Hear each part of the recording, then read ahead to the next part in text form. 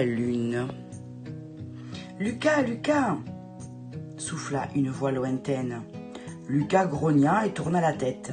« Lucas !» insiste la voix. « Il est temps de se lever. » Lucas ouvrit péniblement les yeux. Sa maman le regardait d'un air amusé. « Allez, dépêche-toi de te préparer, mon chéri, » affirme-t-elle. « Le petit déjeuner est prêt. Tes affaires sont sur la chaise. » Lucas se leva doucement. Une fois lavé, il observa ses vêtements, intrigué. Pourquoi sa maman avait-elle déposé une combinaison et des bottes argentées?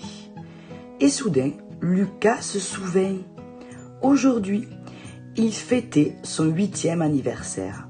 Or, son papa lui avait promis que, quand il serait grand, il pourrait aller dans l'espace avec lui. Plein d'espoir, Lucas se dirigea vers la cuisine. Quand il entra, sa maman s'écria aussitôt « Joyeux anniversaire, mon chéri !» Puis, elle lui tendit une drôle de pilule verte en ajoutant « N'oublie pas d'avaler ton cachet pour la pesanteur. » Lucas en était maintenant certain, bientôt il quitterait la planète Terre. « Bon anniversaire !» lui lança joyeusement son papa en arrivant. Lui aussi avait revêtu une combinaison argentée et Lucas ne put se retenir de lui demander « Où partons-nous ?»« Mystère, mystère » le taquina son papa. « Tu es grand maintenant » lui expliqua sa maman. « Ton papa et moi avons décidé que ce matin, tu pourrais l'accompagner sur la Lune. »« Sur la Lune ?» répéta Lucas ravi. « Oui. Comme ta maman n'a plus de poussière d'étoiles pour préparer ton gâteau d'anniversaire, nous allons en acheter ensemble au grand marché lunaire, poursuivit son papa. Alors, prêt pour ton premier voyage dans l'espace? Bien sûr, s'exclama Lucas.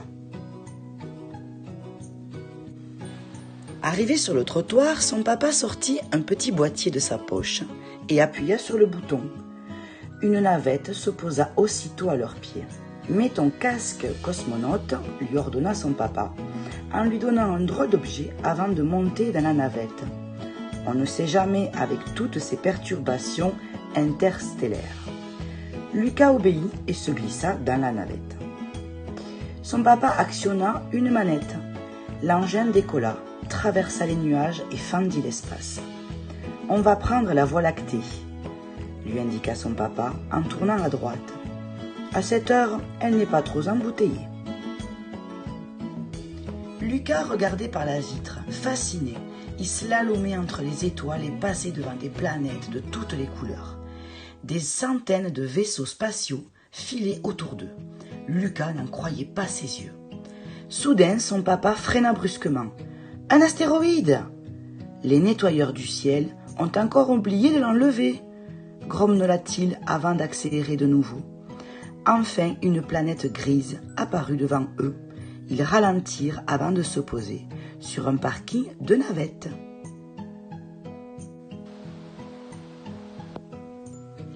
Une fois dehors, son papa l'entraîna vers un marché où d'étranges créatures vendaient des produits de toutes les galaxies. Des pommes de Vénus, des choux de Mars, des fraises de Neptune.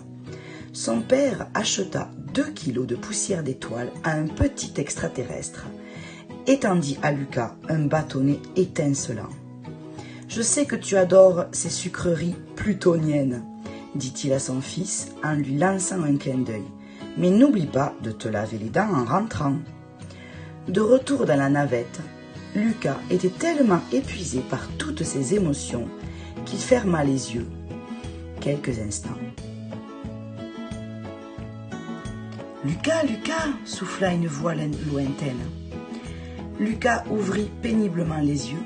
Ils étaient déjà de retour à la maison. « Alors Lucas, encore dans la lune ?» rigola son papa en sortant de la navette. Lucas le suivit en souriant. Il avait hâte d'y retourner.